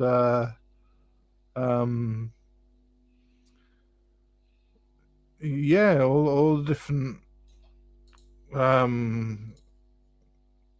quartz elements. I mean, you can see a bit at the top right near the minute hand there. You can see one of the quartz elements. Yeah. Yeah, I think that the idea about this watch is that the quartz movement components are still finished properly. They look nicely. They are well made. So why not show them as well, right? It's not only about mechanical movement. It's about mechanics and electronics together, right? It's like a mechatronic system. Yeah, exactly. Yeah. Yeah, cool piece. Yeah, Kitron. So that's that one. What else we got? It's the Jacques Dro, the second skeleton one. Yeah. Skeleton one. Yeah. Skeleton one. Yeah, not skeleton. Skeleton one. Yeah, again, this is going for a small dial on a like the Breguet and the Grand Seiko Kodo. It's going for a small dial on the Legacy machine. It's going for a small dial on a skeleton case. But at least it's got coloured hands that you can read. So it's got contrast. You know, it's got it's as the watch wrangler would say, contrast. It's got this material that they use as well is interesting. Sorry, I'm just going to skip down to the specs because glossy plasma ceramic or matte black ceramic. So it's a ceramic case. It's a ceramic case, huh? Yeah, but it's this interesting. I like this glossy plasma. What the hell is that? I never heard We of use that the before. plasma machine. Yeah. So you're looking at about 25,000 Swiss franc for this piece. That's actually not bad because Jacques Dro, For Jacques Dro, right? Exactly. Yeah, that's really not bad at all. Yeah. And I really like the Grand Second. It just looks so romantic, right? It's just an old way of having the second, like the older pocket watches. It's pretty cool, isn't it? Yeah, I like this one. I really like it. I really like Jacques Dro. I think they do some lovely stuff. Because when I tend to think of Jacques Dro, I'm thinking of bird or automaton watches and animals flying around the dial, and you don't really tend to think of this sort of stuff. This watch looks freaking amazing. I think it's a great piece. Yeah, I agree. Really like it. Really like it.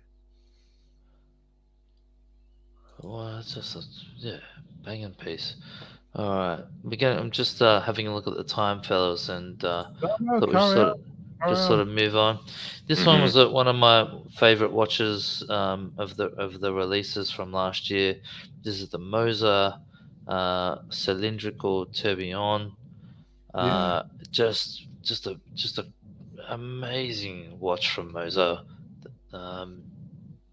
Again, small dial. Yeah, again with a small dial, but look how you can see right through that thing. Yeah. And I believe this won a category in GPHD, maybe last year for something or other. I'm not sure what the category was, but it was a GPHD winner. Maybe for the tourbillon category, maybe. No, that's not a tourbillon category. There's whatever the category was that was in there. It won. And I'm not a massive Moser fan. I'm not, I'm not a huge fan of the Moser. To me, has a very minimalist sort of dial. Generally, it's just got this, there'll be like a blue fume dial or a fume dial with 2 hands or 3 hands. But this watch, when they've skeletonized it with that little dial, it's totally amazing. If I could get one of these, I would be very, very happy dude. The fume dial really adds a lovely thing, doesn't it? It really adds something different. I mean, you got the skeletonized tourbillon at the bottom and all the skeletonization around, and then you got this little dot of fume artwork. Yeah. In the middle, and you can see the indices, right? Yeah. They're really raised. They're really raised. They remind me of toothpaste. Someone's like this, put these really thick. It's like, it's just amazing. Like, look at that. Look how thick they are, jumping off the dial. It's some sort of proprietary material that that Moser has developed. Actually, I believe that's a loomed material that they use on the dial. Yeah. So just a really cool piece. Like I sort of wasn't really into Moser, but then when this one came out, I was like, yeah, Moser. Like, yeah, I get it now. Really nice. I see it now. I'm like, okay, yeah, you Yeah, guys are doing definitely. some cool stuff. It's Moser. What do we got here? The Romain Gaultier, the logical one. Yeah, using a Fusine chain mechanism. I mean, again, all dial, the logical one by Roman Gaultier. Yeah, I mean, you can see that Fusine chain system looks really cool. Yeah, looks really amazing. cool. This is one of his signature pieces, I think, Romain Gaultier. Yeah. It's definitely This is probably his signature piece, right? Yeah, I reckon. Yeah, definitely. I think mean, so. the open work Fusine chain is just a sight to behold. It's just a watch lover's something to drool over. You know, it's gorgeous. I mean, yeah, it's something winding up and releasing that constant energy to keep it moving and keeping it accurate, and it's lovely. Yeah. There you go. It's the Wow. Fusée and chain. Look at these little chains. How hard would that be to make? Yeah, exactly.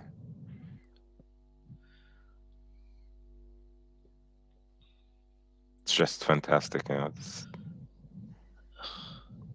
Man, the work they put into these watches is amazing. Really, oh, man, look at that. What a piece. What a piece. That is spectacular. What do these things cost? Let's have a look. I have no idea. 70,000, I think. Really? Okay. I believe so. Nah, man. No, Nah, man. 150. Nah. maybe double that, Thomas. Double that, yeah. That's Swiss franc 134. 134, Yeah. right. I got that wrong, sorry. That's right. Limited edition, 20 pieces in white gold. These are these are called the final editions. So I'm not sure what that exactly means. Maybe it's the material, what is it? White gold. White gold and titanium. titanium. Yeah. Oh man, yeah, really, really cool. They're amazing. This is the upper echelon that we've been talking about. This is really the pinnacle of watchmaking. If you have something like this, it is, isn't it? Yeah. This is the Bulgari, the Octo skeleton. I'm not a fan of the usual Octo, but this one in the skeleton, I think is great. The rose gold with this blacked out dial. Man, I could wear that. Again, a mid-tier brand, and again, this shows how you love skeleton watches, JCB. 100%, yeah. Like that's the thing. I always thought the you don't like the Octo, but you're really drawn to the skeletonized one. Yeah. Don't know why, man. It's just the way they've done it, like with all it's just maybe the contrast with the rose gold and the black, and you see in there, and you can see all the bits and pieces of the movement. Super thin. I reckon this watch is really cool. I saw one actually. I was walking past an AD in Melbourne. There's a casino, Crown Casino. They've got some ADs there, and they had this watch in the window. And I walked past, and my eye just went straight to this watch. I was like, man, this watch is amazing. Such a cool piece. Yeah, this is so super technical, and just look at that thing. It's just amazing. I'm not sure about the big 12 over at the top of the dial, but everything else, I think it's good, the Big 12. I think it gives it some definition and something cool, yeah. yeah, something to a prominent figure to actually Something to center your eye at, maybe, rely or on. Yeah, and also it gives you the idea that there are indices. Otherwise, you'd forget yeah. notice the indices. I don't think. Yeah, cool piece, that one. Bulgari. This one here is one you brought up, Thomas, the RGM 801. See my Hey, friend. Orange. Hey, Orange. RGM is an American brand, right? They are, yeah, they are an American brand. Yep. Yeah, an American brand. Yeah, I've forgotten the name of the man. RGM.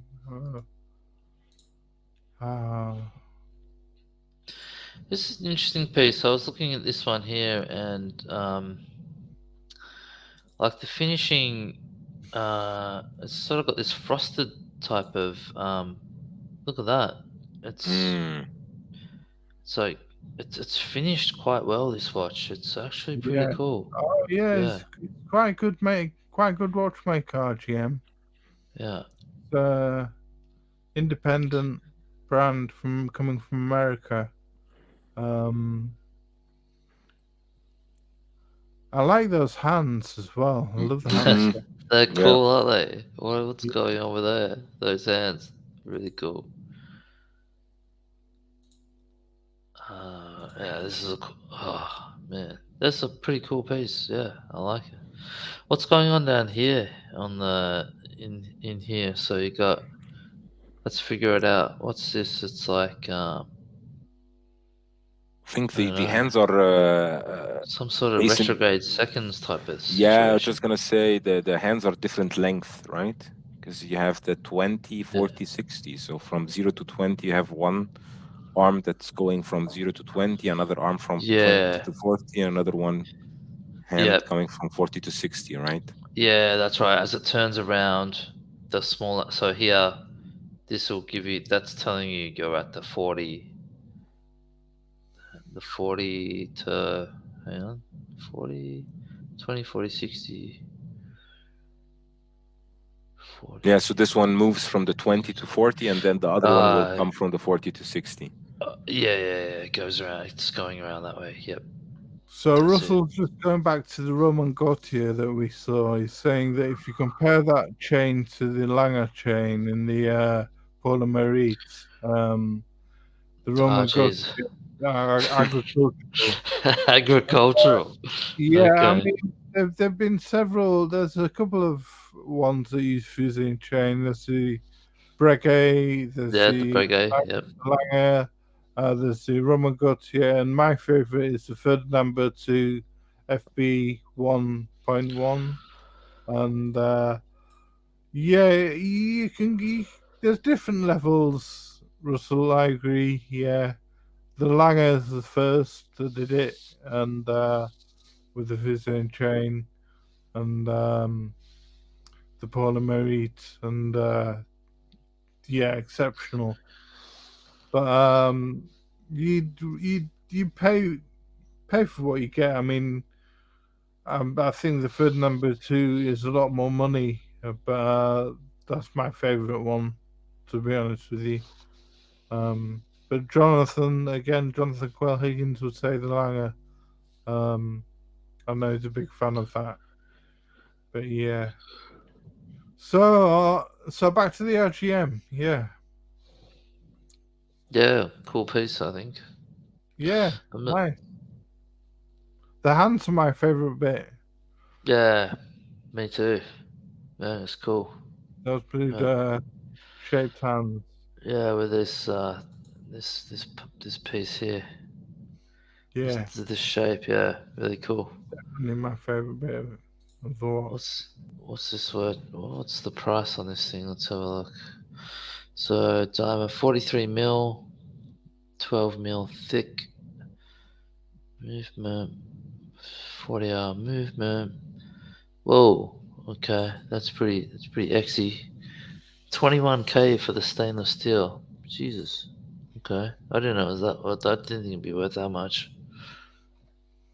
Yeah, That's compare name. this to the jacket row which we talked about, which was around the same price. I would take the jacket row. Yeah, the jacket. Yeah. Me too. Yeah. All right, let's move on, boys. Get this one here. Came out. I think this was this year as well. This is a Mont Blanc. Bit of a mouthful here. The 1815, the Unveiled Secret Minerva Monopusher Chronograph. Okay, stupid name, but I think the name came from the fact that when Mont Blanc, bought Minerva, which is the movement manufacturer, whatever it was, I don't know the year, in the factory somewhere, they'd kept these chronograph movements, and so they found these. Right. They found these movements, and they basically put them into this new watch.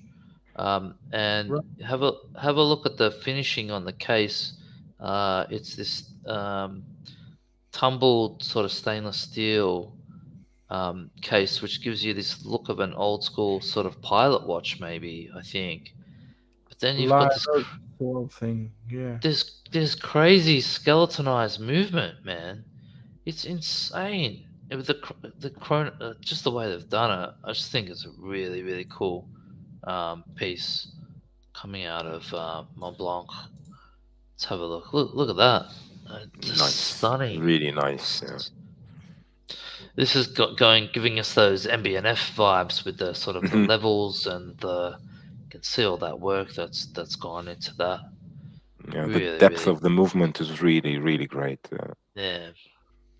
Yeah. I believe I think this might be like a big watch. Maybe it's like 43 or 44 mil, which is probably my only gripe with the watch, is probably the size. But I'm really digging this piece from Mont Blanc. I think it's a great looking chronograph.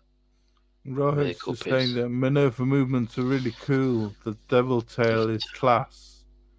Don't know about. I haven't heard of the devil tail, Rohit. I'll have to look that up. Interesting. Yeah, and Russell's saying it's still legible. Look at those hands. They've got the big what do they call those, cathedral style hands here. Yeah, I think they knocked it out of the park with this one, Mont Blanc. And it just goes to show that it doesn't have to be a high-end brand doing skeletonization. Low-end brands are doing it as well, and micro brands. Yeah. Everyone's at it, and everyone seems to be bringing out skeleton watch of some sort in their range these days. Yeah. Let's go from Mont Blanc up to the big guns. Man, Akrivia.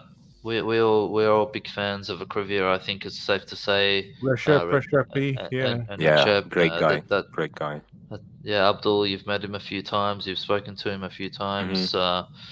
This is the AK06. This has actually been around for a long time, this watch. I thought we'd just bring it up because it's an interesting piece, all like hand hammered. You can look at the dial, all the finishing there. It's really, really, this to me, it really puts on show the work that Akrivia do in terms of the hand finishing of the pieces. Particularly with that hammering on the dial there, and this one, I think it's like a 40 mil, and it's very thin as well. It's about 9.3 or 9.5 mil, so it's a really, really compact and nice package for the wrist.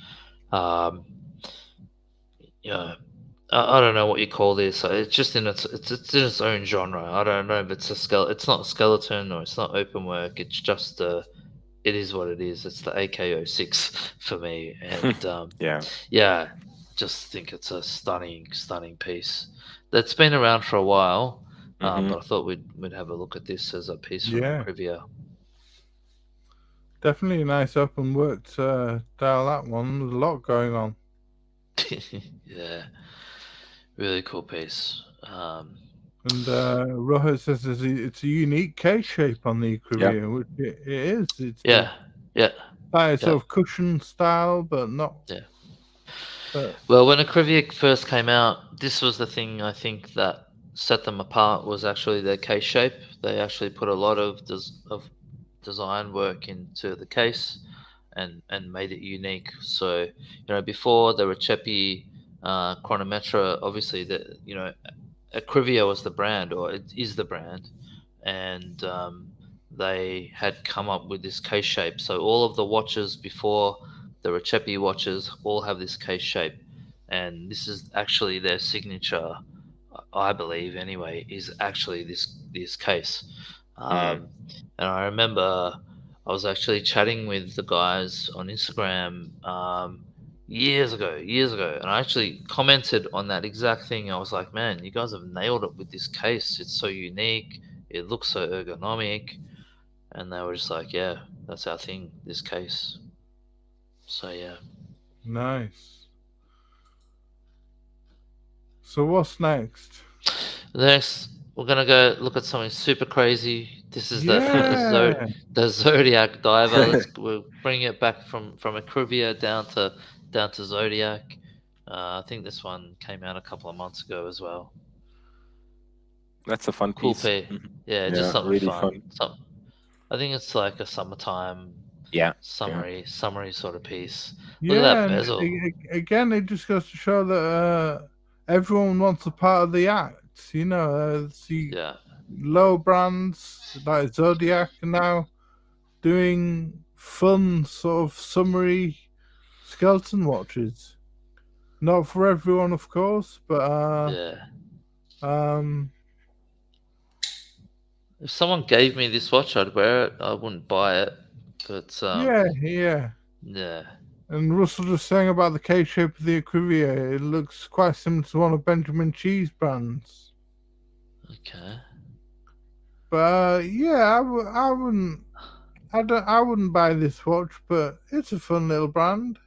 Yeah. It's a fun little watch. I really like the brand. I love Zodiac. I think they're great. Yeah. I love the Super Sea Wolf, which is what this one is.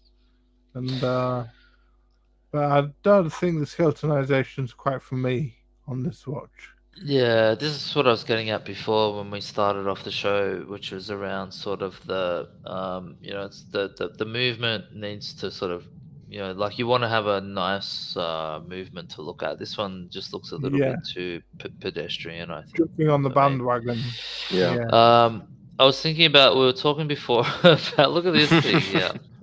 This is crazy, right? So I was thinking, when Thomas and I were talking about, see you, Russell. Hey, Cameron, friend. See you, Russell. We were talking about Omega and whether they've done any skeletons, and I did just a quick Google search, and this thing came up here: yellow gold Seamaster on this strap. Look at this thing. It's absolutely crazy. If you zoom in, I'll try and zoom in.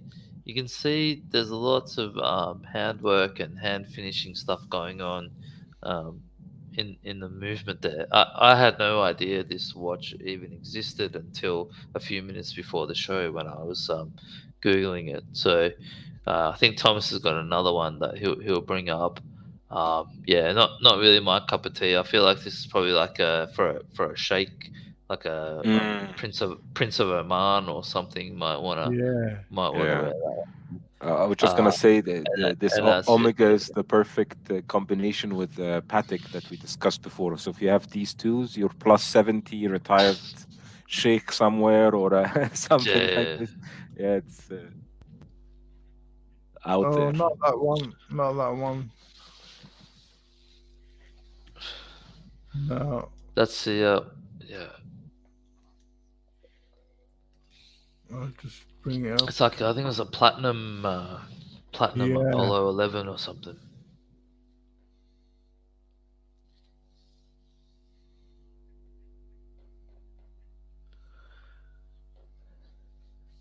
Yeah, I feel also like the market for skeletonized watches is getting bigger and bigger now. So you have a lot of different price ranges. Like I sent you guys a This three one's watches. bizarre. If you look at the price, £153,000 that's used on a Chrono 24. This is Wow. Apollo 11 25th anniversary, limited to 50 pieces in platinum. Platinum. 150,000 for a Speedmaster, even if it's Yeah. in platinum, even if it's Bizarre. skeletonized. Bizarre, isn't it? Yeah, Absolutely bizarre is the right word. Absolutely bizarre. Like if you're the Uber Speedmaster collector that you have to have each Speedmaster, I think you might be one of the 50. But other than that, why pay 150,000? I mean, you're looking at I don't know what kind of movement it is. It's but nothing that special. But for 150,000, even if it's the 3-2-1, even if it's the most special movement, Omega makes 150,000 for 150,000 for this. You've got to be a Speedmaster fan to 100%. buying this. But leaving the price aside, though, that's a really cool piece, though. That's pretty sick. Yeah, I think the price made it like sour the milk for me, you know, like when you hear the price in the watch, it's like, no. Okay. Yeah. It's obscene, isn't it? I mean, look at that price. £152,677. Just too much. Yeah, if it was 52,000, I would be like, well, okay, it's a platinum watch. Okay, I would put some, thoughts into. Yeah, it looks nice, but 150,000 was like, oh no. Right. He agrees. This is just for those speedy collectors. 50 pieces. It's a bit much, isn't it? Yep. Yeah, but Omega, I was thinking, there's brands at the moment that they just don't really do skeleton watches. Like Omega's sort of one of them. Besides this and a few others, they don't really do it.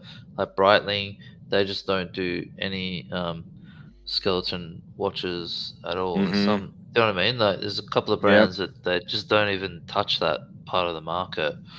And the other watch, Thomas, which we didn't talk about, but which I think we've talked about on a previous show, was the JLC Reverso chronograph that just came out in the skeleton. That's such a cool watch, man. Oh, that's such a great watch. Love that watch. Yeah, I think Orange also is mentioning the Artisanage de Genève from the Daytonas. What I liked was this. That's nice. That's nice. DB28 28, XP wheels, steel wheels, which was quite interesting. That's amazing, that watch. Mm-hmm. Wow. That's really cool. Doing their skeletonization, their version of skeletonization. Yeah, that's amazing. I love this mirror finish that they have. Just looks so nice. So nice. So much contrast on the watch because of these different types of finishes and the blued hands and the blued screws that are replacing, let's say, indices. It just looks so nice. It's just an artwork, really. Mm-hmm. It's just it's so good. So good. Yeah, amazing. What would one of these set us back, Thomas? Yeah, good question. What would one of these set us back? What's this going to cost us to get on the wrist? Let's have a look. Upon request. That's not a good sign. Not a good sign. It's always when when they ask for the price and it's upon request, it's like, okay, I cannot I cannot afford it if it's upon request. Yeah. But Orange had been a good point. Did you guys know some new Daytonas? Rolex needs to acquire that company. Yeah, good points, Orange. No, we didn't look at them. Yeah, we didn't look at them, but you're right. Art on Geneva are an independent house like Bamford and Mad Paris and but yeah, they're doing their own Rolex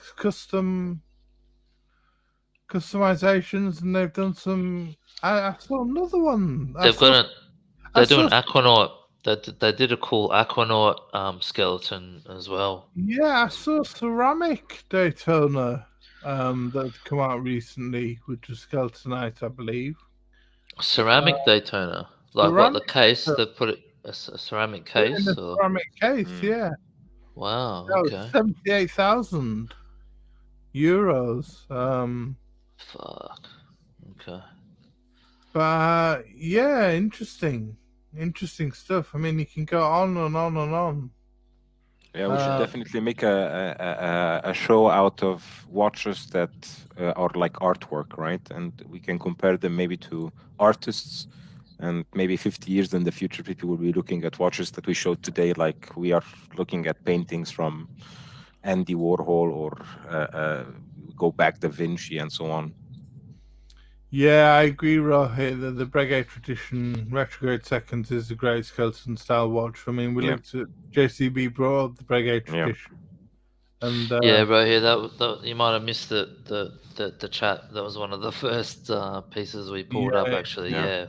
We're all big fans of Breguet Tradition on this channel. 100%. Yeah. We love that stuff. Yeah. I've got this this one. Maybe we'll finish it off. Finish off the stream. Just having a look at this one. This is the Jaeger, the Cultra skeleton. The latest chronograph. Yeah. This is one of the greatest things to come out of JLC in a long time, I think. Just absolutely.